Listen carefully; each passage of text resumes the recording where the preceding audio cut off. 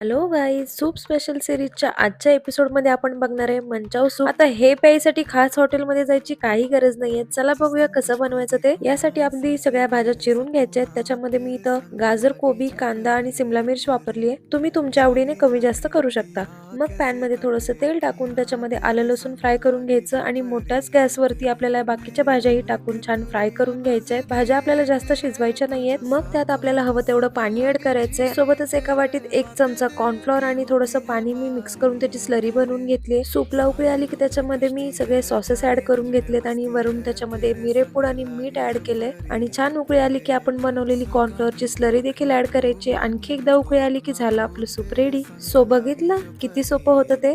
आता हे सूप प्यायला रेस्टॉरंटला जायची काहीच गरज नाहीये. सो अशाच मस्त मस्त सूप सोबत ही छान छान थंडी एन्जॉय करूया. या थंडीत हे सूप तुम्ही नक्कीच ट्राय करून बघा आणि मला कमेंट करून सांगा कसं झालं ते. बाय.